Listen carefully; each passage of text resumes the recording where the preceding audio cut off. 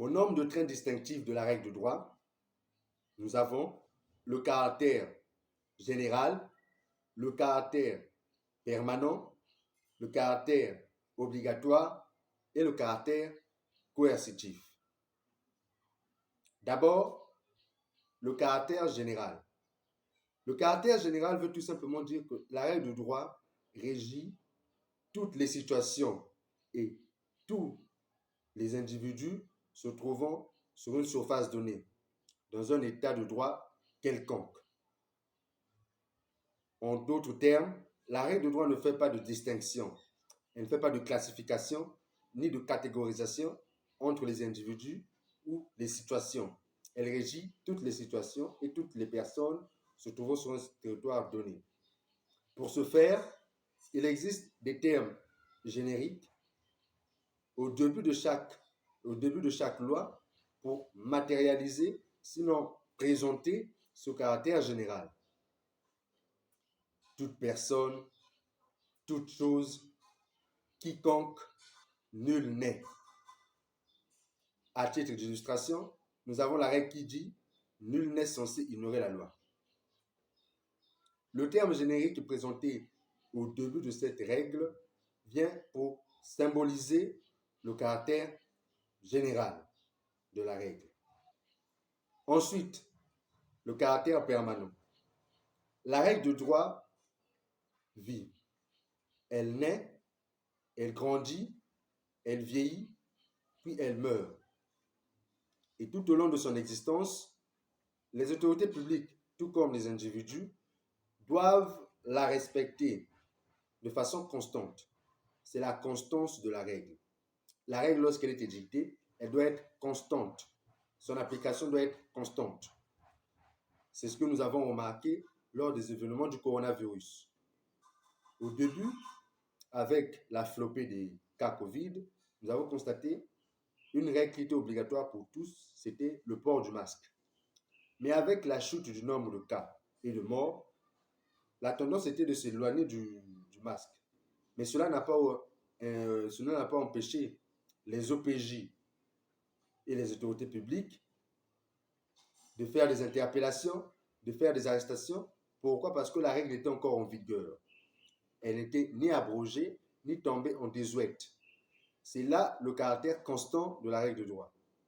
Par ailleurs, nous avons le caractère obligatoire. Le caractère obligatoire se justifie par sa finalité sociale. Les règles qui sont prises, qui sont édictées, sont pour maintenir l'ordre public. C'est pour l'intérêt général. Il paraît évident que nous les respectons.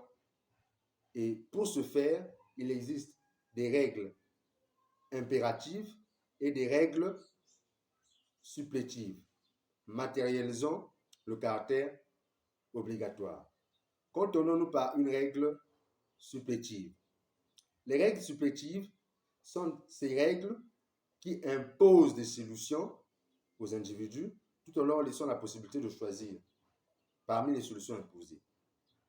À titre d'illustration, en droit du mariage, il existe une règle, l'attachement à un régime matrimonial. Les futurs époux doivent s'attacher à un régime matrimonial. Mais la loi les autorise de choisir un régime qui les convient. Parmi les régimes, nous avons le régime de séparation de biens, le régime de communauté de biens réduite aux acquis et le régime de communauté de biens. Ou encore, il y a le régime de contrat de mariage. Ils ont le choix parmi ces différentes options.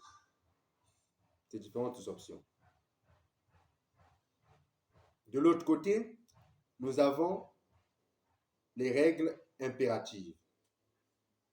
Une règle est dite impérative lorsqu'elle impose des solutions sans laisser la possibilité de choisir.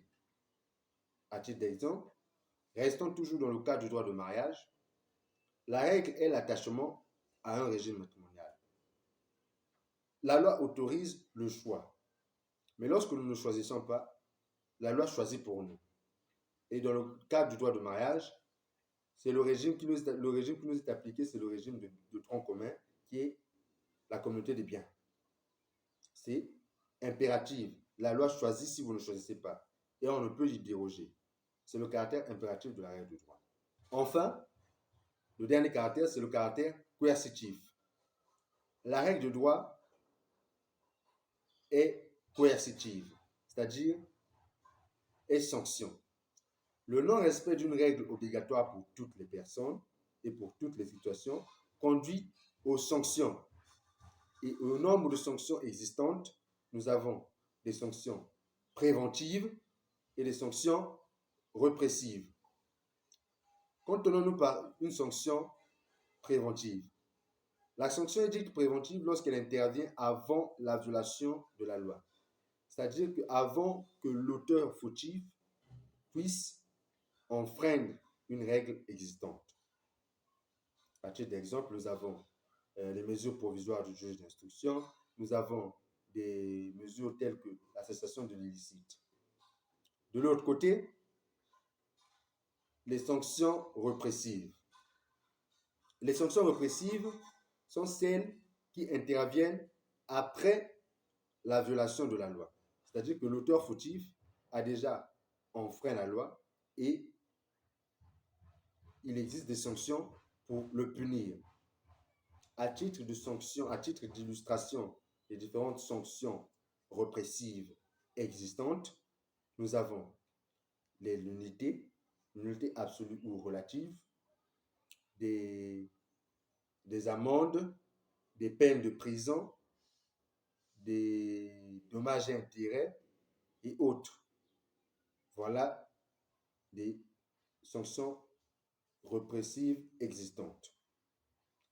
La liste est exhaustive. Hein. Nous en avons cité quelques-unes.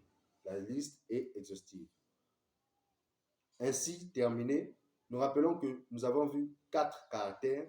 Le caractère général, permanent, obligatoire et le caractère sanction. Notons que la présentation de ces différents caractères diffère selon les manuels et selon les ouvrages. Nous sommes référés à notre cours et aux besoins de simplification et de compréhension. Si vous avez aimé, nous vous prions de mettre un j'aime à la vidéo et de s'abonner à notre chaîne YouTube pour être informé de nos prochaines vidéos. Nous vous disons au revoir et à la prochaine.